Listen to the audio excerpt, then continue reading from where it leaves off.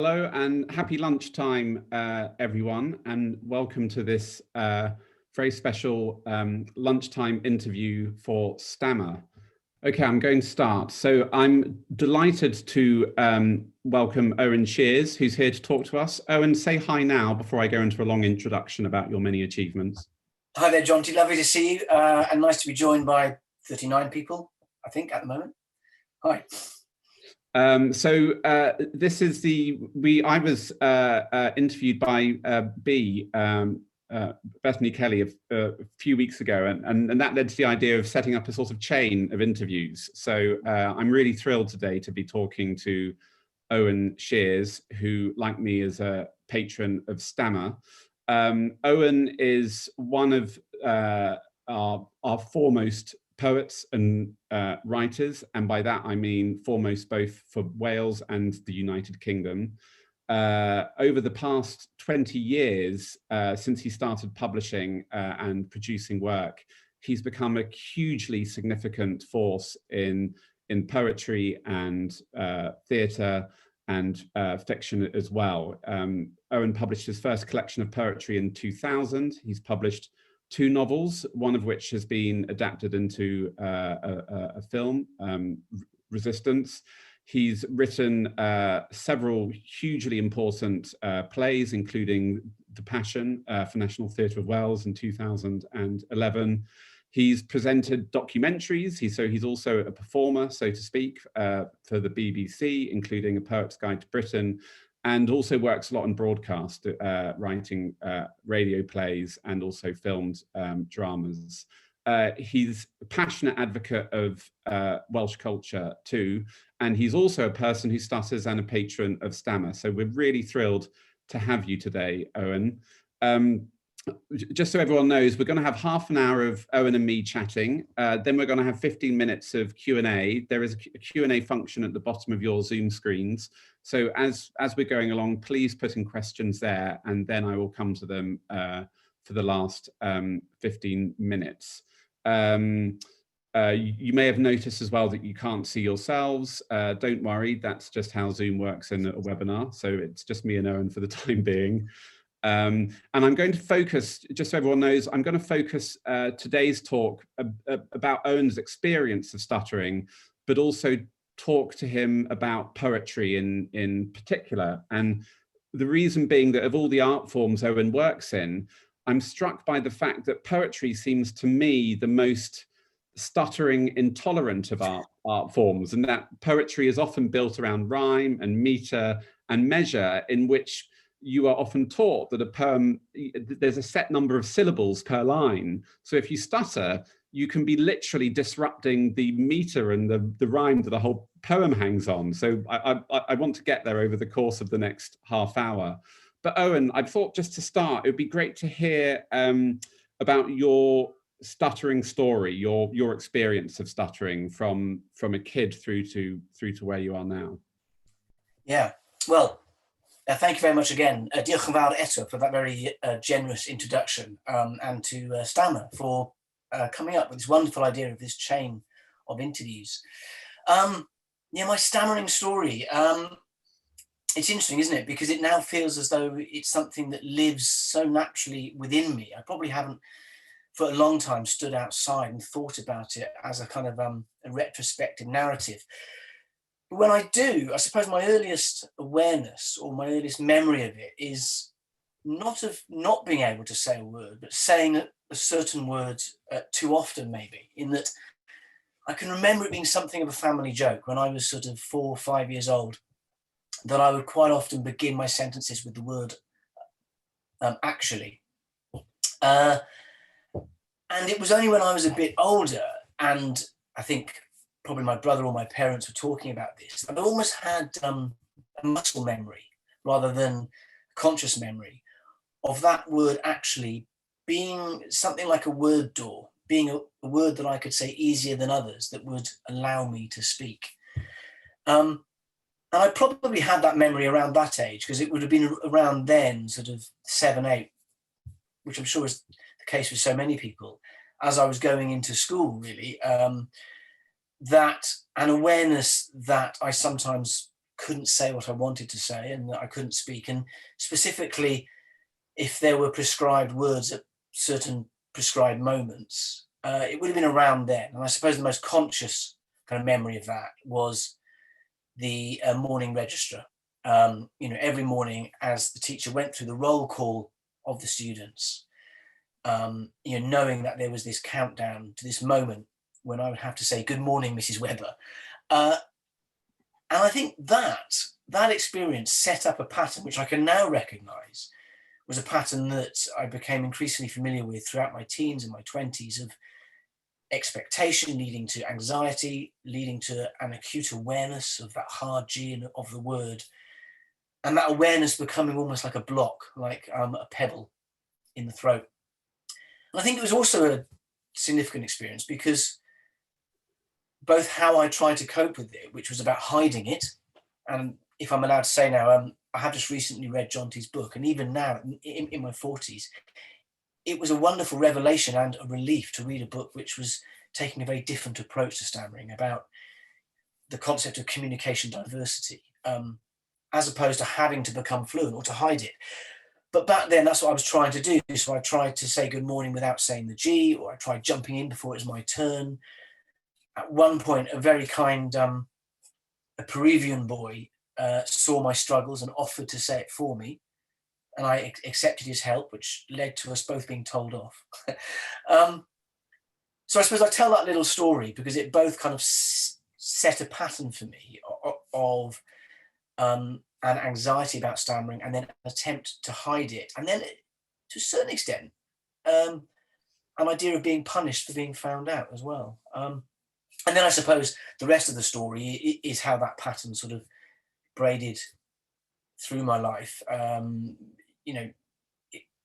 My stammer probably became most severe actually at university, where I had to read out essays in that one-to-one tutorial. And that sort of became so unwieldy that my tutor ended up having to read my essays, because as he'd say, "Christ, if I don't do this, we'll never bloody get through this tutorial." Yeah, I remember I had the same thing. I used to, I remember sticking a note through my university tutor's door saying, "Please never ask me to read out a..." First night at university, when everyone else was getting drunk, I wrote a note and stuck it under my tutor's door saying, "I have a stutter, please don't ask me to read out." And I think a lot of the other things you've spoken about are familiar, that those bounce words we develop to help us get through, to help us bridge phrases, as well as that familiar scenario of the morning register. What's your relationship with stuttering now, Owen? How much is it still, do you think it's still in your life? I was talking about this with my wife yesterday, because she said, "I've got to, of course, sometimes I forget because I don't hear you do it." And it was interesting because I suppose I hadn't said to her that even if it's unconscious, there isn't a day that goes by when I don't in some way modulate my speech or I choose alternative words. But it's become so natural, so second nature to me now, that sometimes I'm not aware of it. So depending on the circumstances, that awareness will sort of increase in volume or decrease. So it's certainly there. I think very recently, and I would thank Stammer for this, in that since speaking at the conference in 2018, and I guess since becoming a patron, I've become much more comfortable with talking about my stammer up front. If I do sessions with schools and school students, I make sure it always comes into the conversation quite early on, not just because I want to, but also because I'm aware that there will be other people in the room who might have a similar experience. So it's there. I think it's become something that is less of a fear in my life, but that's partly to do with the story that I suppose I didn't quite sort of take us onto, which is the story of stammering and writing, because each has, I think, been an influence upon the other, and in some ways has been a help upon the other as well. So yeah, it's there, but I feel actually literally in the last 4 or 5 years, it's been there as a more positive presence in my life than it ever was before.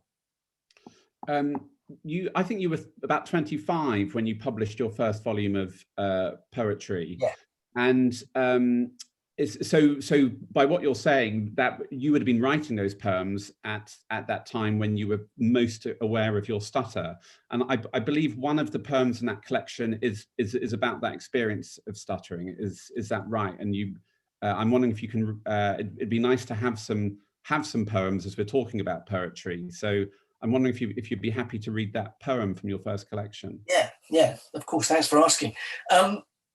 So yeah, this is from the Blue Book, which is a very old book now. And the poem is called Stammerer on Scree. There's actually a few poems in here that sort of touch upon stammering in some way. But the background for this, I suppose, is, you know, I said that my stammer got very bad at university, but it was there throughout my school life. And I used to get very frustrated and angry with it. And one of the ways I would vent that would be through physical exertion. I sort of seemed to throw myself into things that my body would do because it would do what it was told in a way that my tongue wouldn't. So I played lots of rugby and sort of used to throw myself very much into the physical side of that. But I also used to go hill running. And yeah, there were a couple of occasions where I would have had an embarrassing experience in school. And I'd literally just leave school and I would just run up the hills. Obviously, this is in South Wales, so we had hills all around us. And there was something about the blunt challenge of the hill that I could sort of throw all of that at it. And then sometimes on these hills, I would find myself running or climbing up patches of scree, you know, these areas of loose stone that fall away under your grip. And this poem is called Stammerer on Scree because, as you'll hear, I suddenly realised that the physical experience of climbing on that scree and my experience of language at that time shared a certain territory. This slope is my language, a shifting skin of stone that slips under my grip, feet at peddling the one moving spot, sharded slate, flowing hard water. But when I am still, crabbed against its steepness, cheek to its side, a child on its mother, then it stops. Stone ticks out to quiet, rests itself on the mountain, meaning everything. Until I move again, when it spreads under my hand, slides from under my climbing feet, like words from under a memory, vowels from under a tongue. Thank you, Owen. It'd be great to actually be able to sort of read these again afterwards. If we, I'm wondering if maybe we can find a way just to sort of around this group without getting in trouble with your publishers or something. But it's just nice that when you've got poems like that, which specifically look at that relationship of stuttering, it'd be nice to just be able to hear them and read them again. The bit I'm really struck by is what I was saying before, which is sort of why poetry, of all the things you could do, why poetry, which is so in some ways inflexible about use of language. What was it? Do you think there was a connection between your experience of stuttering and becoming a poet? Who knows? I mean, I think at the time I wouldn't have been conscious of it, but looking back and without, you know, sort of falsifying anything retrospectively, I think absolutely there was. I think, you know, every writer becomes a writer because they're a reader first. And I was drawn to poetry. I was drawn to the musicality of it. I mean, you know, lyric poetry, the clue is in the name, has its roots in music, in that flow of it. And as, you know, so many people know, you know, stammerers who can have real difficulty speaking can nearly always sing. And once I get into the flow of a poem, I have that same experience. But also there was something about these small parcels of language that you could see the beginning and the end. They felt entirely coherent and complete. And what you say is absolutely true. But what's implicit in what you say as well is that poetry, when it's working well, should be language at its leading edge. You know, one of my favorite poets, Keith Douglas, says at one point, I want to write true things, significant things, in words, each of which works for its place in the line. And I think, yes, I started writing poetry at a time when I was experiencing, rather than language being a fluid expression of the self, it was a point of division. The self that I was coming to know as a teenager and in my early tweens, in my early 20s, I was not expressing in language. And quite often I was even changing my opinions, or I was silencing my opinions. So it was obscuring myself rather than expressing it. So to have the opposite of that, to be able to be fluent in language on the page, but to work at that leading edge of language, and actually also to enjoy it. Because the other thing about poetry is there's an element of ludic pleasure. It's fun. It's play. So I think it was somewhere that I could escape to, which was interesting, because I was having this increasing enjoyment of English literature, where, exactly as you said about a university, English literature as a lesson in school was my absolute nemesis, because it was, again, going around the class reading out, and so I would butcher some of the best of English literature, Hardy and George Eliot and the rest. But then, of course, something happened when I published the Blue Book, and I was kind of ambushed by something I should have seen coming, which I hadn't realised, that when you publish poetry now or then, you expected to read it a lot. And suddenly I was doing readings, I was doing festivals, and with that, that overarching desire to be fluent, I was changing the words in the poems. I was sometimes missing out whole lines. I was changing the syntax, my brain working like this, but changing the poems. And I would drive home from these readings absolutely livid with myself and frustrated, which was very painful. But I see now I'd kind of met a frustration with myself that was greater than the frustration of or the concern of being found out as a stammerer. And so it was through those readings and through really allowing the poem to lead me to properly give myself to the breath of the poem, and just, I think, a determination to be true to the poet who wrote them rather than the person standing there on stage, that I said, right, I'm not going to let myself change these words. And sometimes I would stammer, and sometimes I wouldn't. And that was definitely the start, both towards me finding a way of becoming more fluent in public, and towards a changing relationship with my stammer, I think.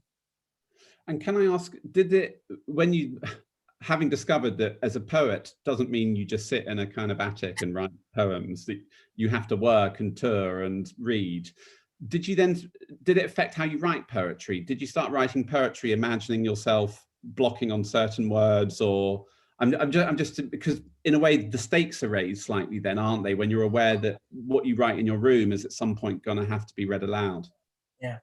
And I should say that I found it unfair then, I still find it unfair that, well, it's difficult, isn't it? Because poetry was first and foremost an oral art form, from the Wandering Troubadours, it has been an oral art form. But there were other poets I know who, for other reasons, were very uncomfortable with giving readings. Excellent poets. And we've heard very little of them since. I do think that there is an issue there, that the duty of the poet is to write a good poem, But to answer your question, it absolutely shouldn't affect what you write. So I tell myself it doesn't.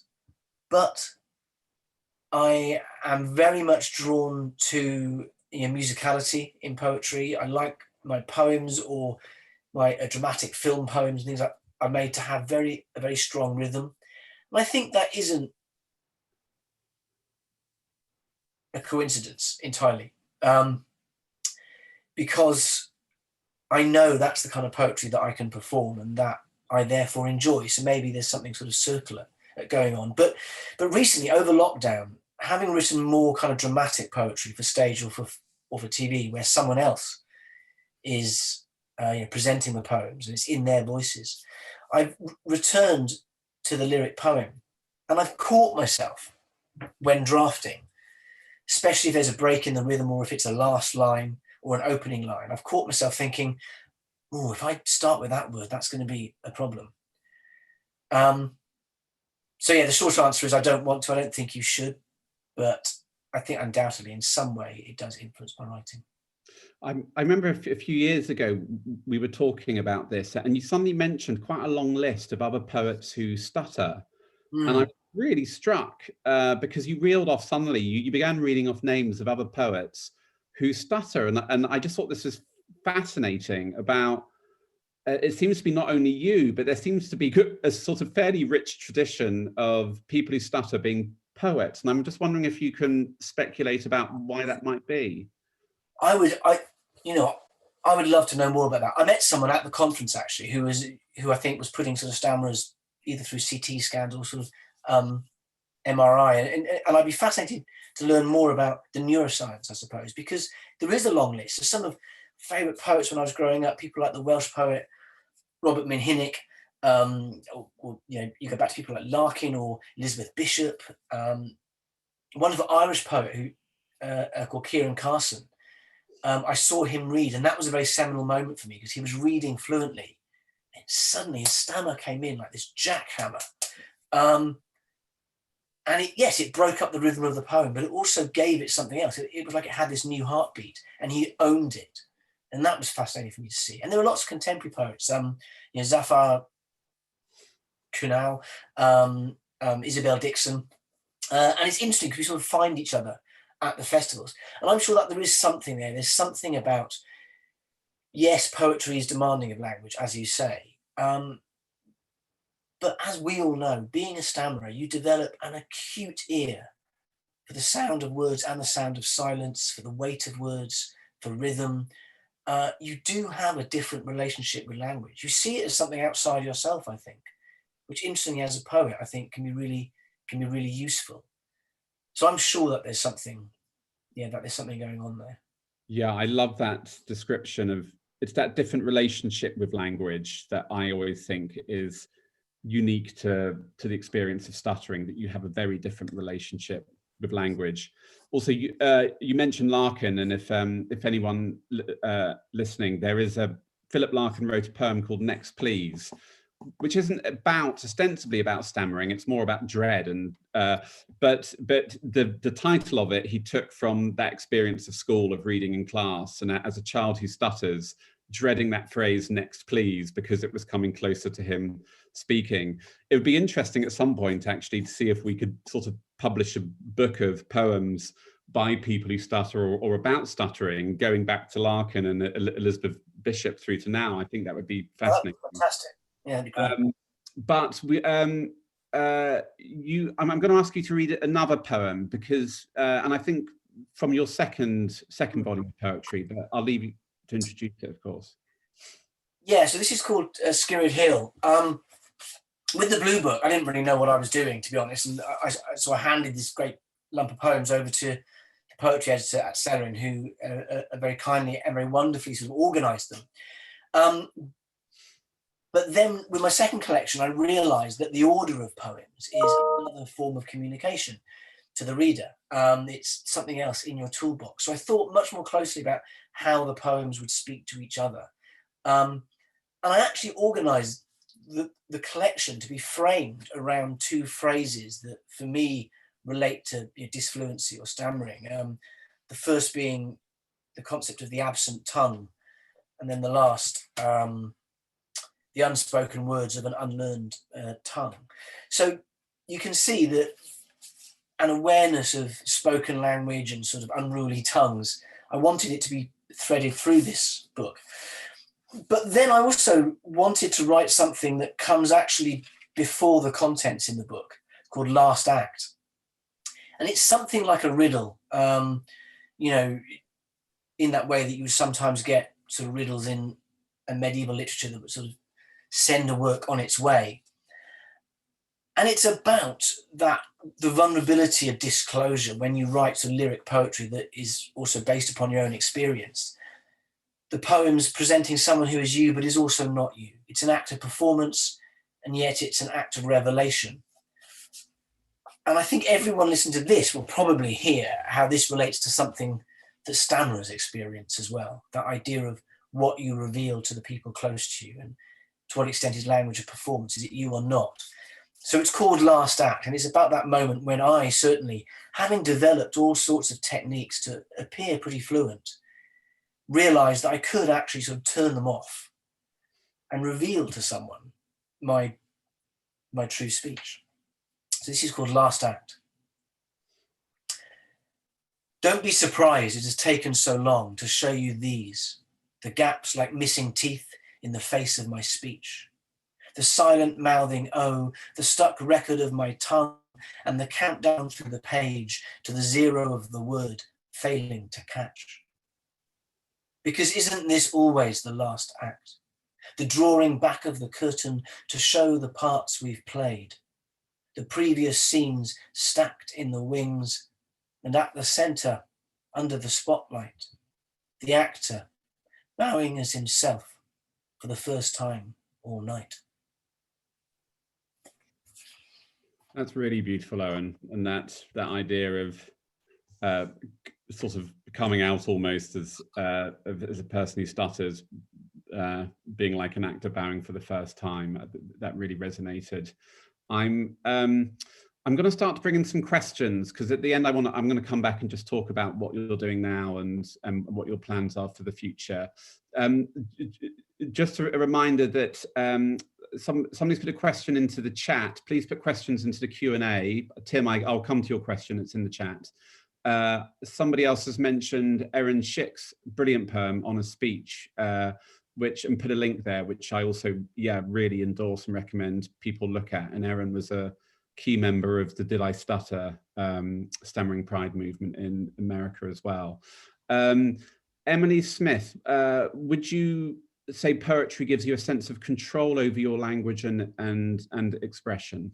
Well, that's a great question, because that's something else, of course, I didn't mention earlier, is that even free verse is formal in its own way. And you're quite right that poetry has a structure. It's a visual medium as well. How a poem looks on the page, it is, I find crucial. And what's interesting about that is that it's as much about the white space, those kind of silences I'm so worried about in my speech, that blocking, is a crucial part of a poem. So yeah, I do. I know that all poets spend a lot of time, once they've sort of written that first or second draft, rearranging the words on the page. As I said, playing in language. And that is where I feel happiest. That's where I feel a deep contentment, even if the poem eventually isn't going to work. And I think you're right. Some of that is an enjoyment of playing freely, but it is also control. And I think you have to be honest that an element of all writing is an attempt to manipulate a reader. So it's also about a control of how someone responds to your language. And I think that's sometimes what can be so frightening for stammerers, can't it? It is that we can't control how someone will respond or how our language will affect someone. So that's a really interesting question. I think that is part of it, yeah. Ellen asking, interested in Owen's statement that his stutterers helped him write poetry. Please explain how. In some ways, we may have answered this, but any other thoughts on how your stutter may have helped you to write poetry, Owen? I think it's about what I was talking about, that acute awareness of language and having that different relationship with language. All of us have these incredibly quick thesaurus going around in our heads. So, but also, I don't know about anyone else, but sometimes when I'm stammering, I will see language. If there's a word that that I'm worried about, or a certain letter further down the sentence, I'll see it in my mind. And I think there's something there about that visualization of language. But I think it's mostly about that awareness of the weight and of rhythm, the relationship to language. And I think at the end of the day, really caring about those words. Yeah. Yeah. I feel there is sort of scientific evidence starting to emerge now. I don't know enough about it, but about that, the relationship with language that people who stutter have, and I think it's what neuroscience is starting to look into. But one sociologist at University of Newcastle talked about it as people who stutter having 2 or 3 different conversations going on at the same time, that there's almost a sort of 3-dimensionality to the way we use language. And I think it's such a fascinating area, and the more we can find out about it and start to describe it, the better.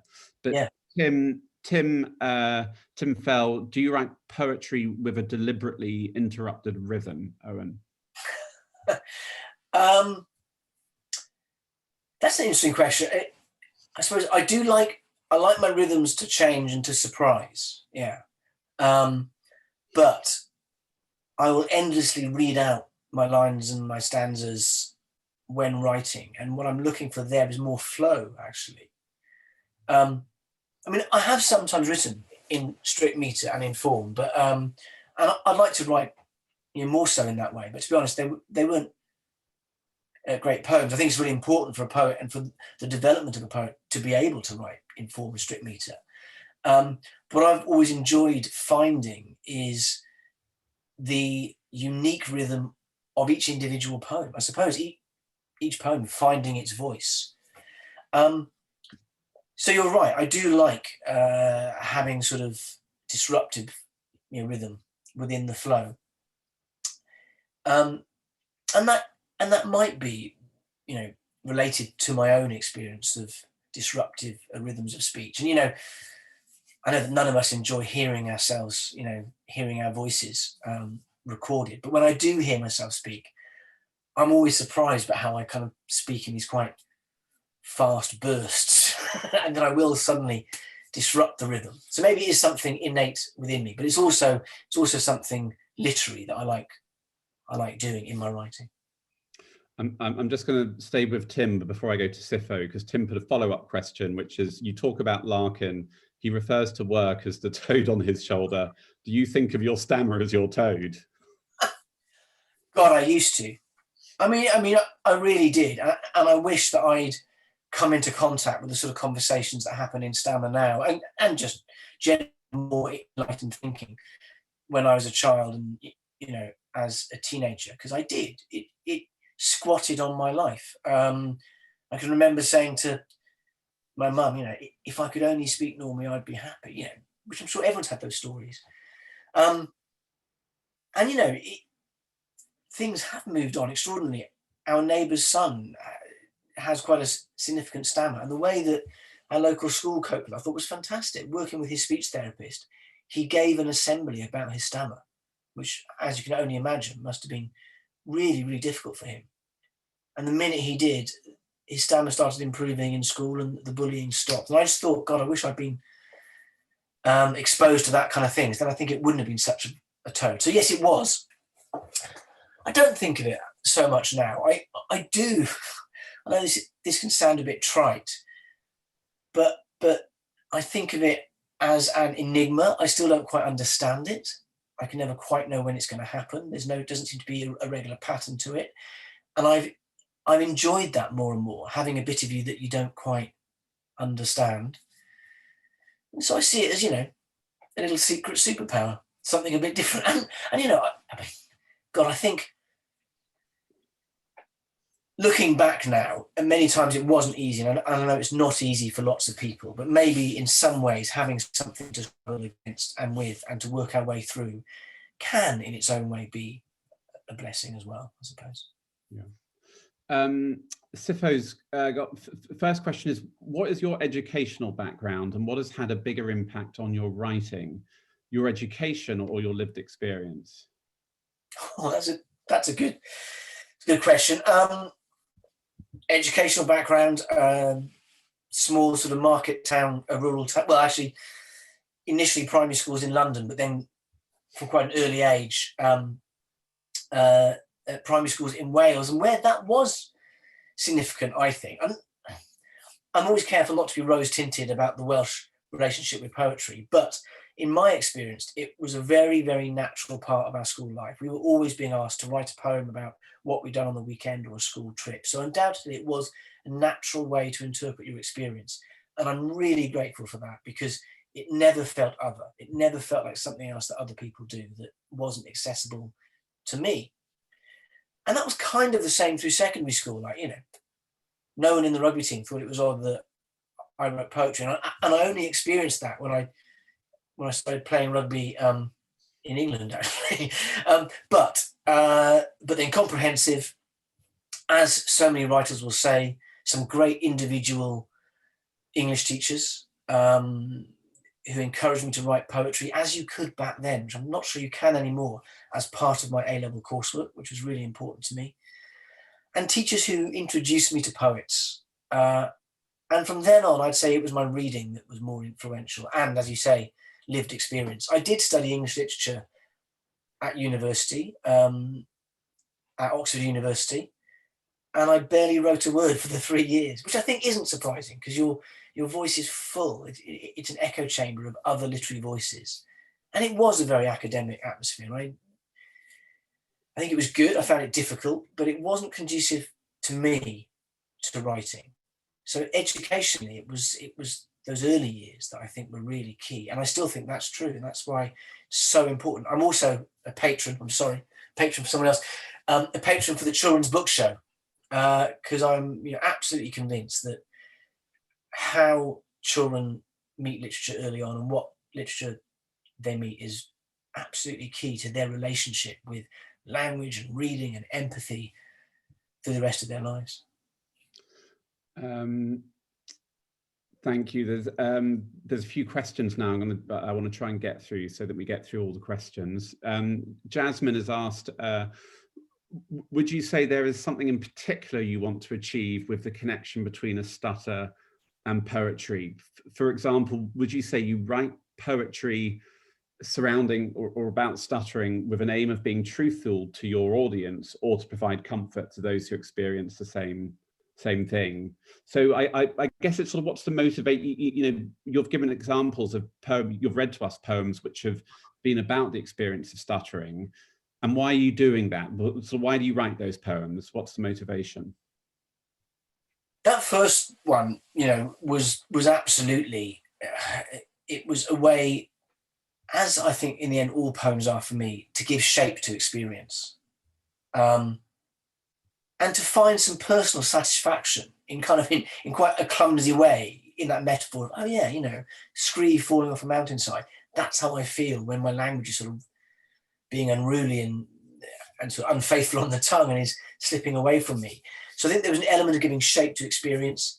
I should have said actually that the first poem I ever published was in the speech therapist's bulletin, and was the result of a speech therapist saying, I understand that you write poetry, write what it feels like to stammer. And I'm a bit frustrated because I was hoping to read that today. I can't find it. I read it at the conference in 2018. If anyone happened to record it, I don't know why you would, but if you did, can you let me know?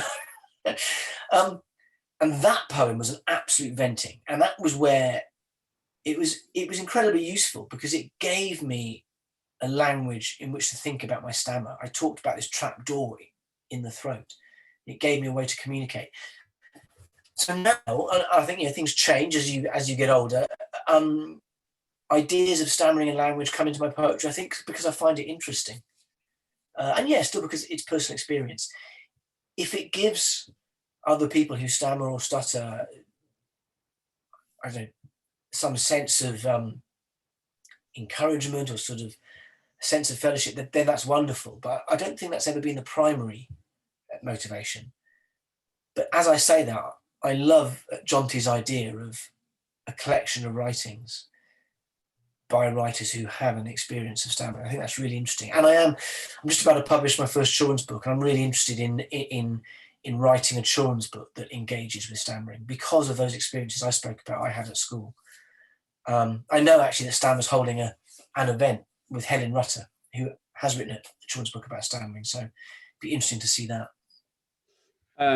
By the way, everyone, it is true that Owen's first published poem, the only existing copy of it is on the Stammer conference from 2 years ago, from the filmed event there. So Jane, just so you know, Stammer has the only existing copy. Just saying, we can use it as we want, but we have Owen's first published poem and no one else does.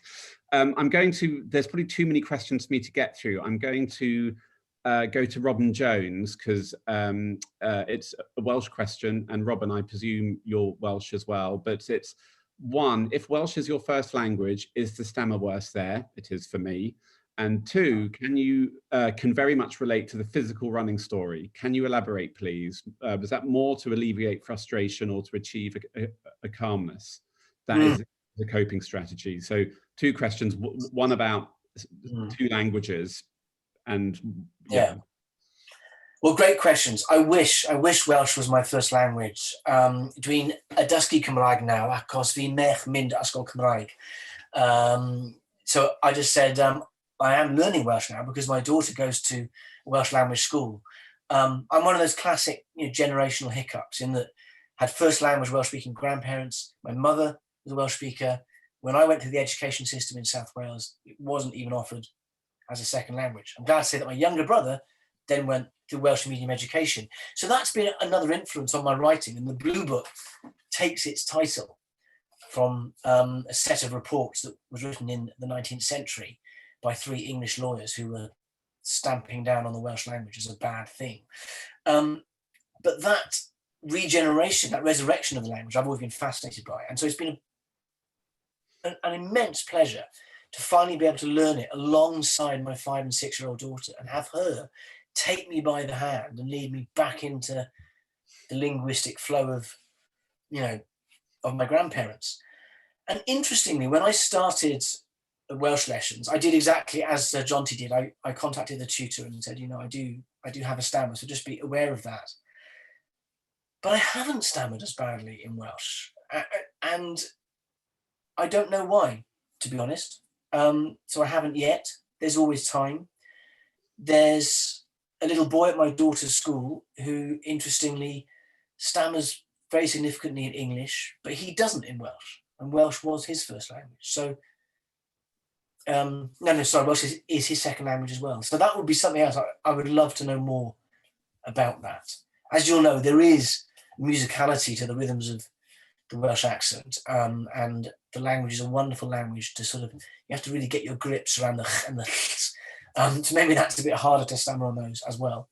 In terms of the running, it was absolutely both. It was a way of, I was in my teens, I was angry, and I'm doing this action because I felt the frustration here. This is where the language was blocked. This is where it was stored. And I would run up the Sugarloaf and other hills until I was, absolutely on my knees. And then on the top, literally lying, on the earth, on the top of the hill, feeling your heartbeat, hearing your breath. Yeah, I used to get an immense sense of calmness and literally being above it all as well. So it was a mix of both, but it was definitely the initial motivation was I had to vent this, somewhere, and the hills were kind of there. They sort of were inviting as a place to kind of throw it all at. I'm going to start. It's 1:45, so apologies to those questions we haven't been able to get to yet. I wanted to end by just Owen's offered to do an exclusive. He's working on new poems at the moment, and Owen did promise that he was going to read a poem that nobody else has heard yet, and so I wanted to make sure we get a chance to do that. But I wanted just to introduce. It'd just be great to know what you're working on, Owen, and then hear this poem. Oh, thanks, thank you. Well, like I said, through lockdown, I have been writing some more lyrics poems, which has been lovely. I think, like so many people in lockdown, I wanted to return to something that felt comfortable, felt like an old friend. Other things I've been working on, nearly all my projects now in some way brush up against or speak towards the climate crisis and the ecological crisis. And that wasn't intentional at first. I think it's just because that is one of my greatest concerns. I think we're living at an extraordinary moment when we're reassessing and adjusting our relationship with the rest of the planet and other species. And as we know, at this sort of brink state moment. So I've just written a 90-minute BBC drama, which is kind of, well, it's a climate change drama about something that was called Climate Gate that happened 10 years ago, which is also, interestingly, probably one of the earliest coalescences of fake news and hacking and that kind of thing. I'm writing another novel. And then I wrote a libretto for an opera, which was something I hadn't done before. And again, a really fascinating experience of finding a completely different engine for language. This language that has to be totally at the service of the music and very much composed alongside the composer's needs. So that's been really interesting. And then lastly, there's been this children's book, which actually grew out of very tragic circumstances. Some friends lost their son to a very rare form of childhood cancer, but they wanted to create a story in a book, both to make available to other families who have a similar experience, but also to try to find ways to talk about sort of elements of that experience. I know this sounds strange, but in ways to speak to children about it, but also to find some of the bright moments within the dark. So that's been a challenge, but I wouldn't say it's something I've enjoyed because it's been difficult, but it's been it's been a fascinating journey. And you're going to read for us, aren't you? Yes, sorry, yeah. Oh, actually, and if I'm allowed to plug something, only because it does also relate to speech and poetry. A couple of years ago, I wrote a film poem to mark the 70th anniversary of the NHS called "To Provide All People," which was very much about the founding of the NHS, but totally based in the voices of NHS staff now. And so something of a tribute as well. And I'm very pleased to say that in these extraordinary times, when we've all got so much to be grateful to the NHS for, that will be repeated on BBC Two Wales on the 18th and on BBC Four on the 21st. End of plug. Except to say that the fact it is poetry is because I suppose my recent journey with poetry has been to realise, I spoke earlier about poetry giving a shape to experience. And in these more dramatic forms, I keep returning to poetry to give a choral shape to sometimes quite difficult experience in a way that I don't think I could in other forms. So this poem is called Magic Tricks. For some reason, I thought it would be appropriate to read something that I've never read aloud in front of anyone before, partly because I don't know how it's going to go in terms of my relationship with its rhythms, because you never really know until you share it with others. Our youngest daughter is 3. This was sort of written about an experience a year or so ago when she still wasn't sleeping well. I know that Jonty's recently had a young child as well, so you might relate to parts of this. It's called Magic Tricks. 4 a.m. and your mother away. You cry for me from your bed. So I pick you up, warm with dream, and bring you into ours instead. It was the rain, you say. It stopped, but then I made it start again. And in the blur of my half-asleep brain, I wonder if you really did. As we lie there in the dark, listening to our breathing and the rains ticking and popping against the skylight in the ceiling. Well done, Cariad, I say. But please, let's sleep now. And amazingly, you do. Curling all your smallness in all that space of bed, high up on the pillow, to plant the soles of your feet hard against my naked chest, as if to kickstart, like you did the rain, my heart again, which, through no other trick or sleight of hand than being you, you do. Thank you, Kieran. Thank you, Owen. I do relate to that, but I have very limited poetic imagination, so all I can ever do is compare sharing a bed with my daughter to having a goat in the bed. It just kicks me. Okay, we're going to end there. We've gone over time, but it's been such a great conversation. And Owen, you are such an important ally for stammering pride. So it's just great, and just the fact that it's been a kind of theme running through your work, you know, right from your first book in 2000 up until today, I think is just sort of brilliant and fascinating. So thank you very much, Owen. Well, thank you so much. And then just a reminder before we sign off, it's a really important busy week for us all. There was on Saturday, a lot of you were at the amazing Stammering in the Arts conference, which was eye-opening for all of us. On Wednesday, there's another interview here with Bethany is interviewing Helen Rutter, the author. So it's that's on Wednesday. And then one night this week, I think, is the BBC documentary. I should know, I work at the BBC, but I think it's Wednesday night. Is it Wednesday night? So Wednesdays, yeah. So it's a really busy week. So, but thank you, Owen, and thank you everyone for attending, and have a great Monday afternoon, everyone. Thank you so much, Jonty. Diolch yn fawr iawn, pawb. Hwyl fawr.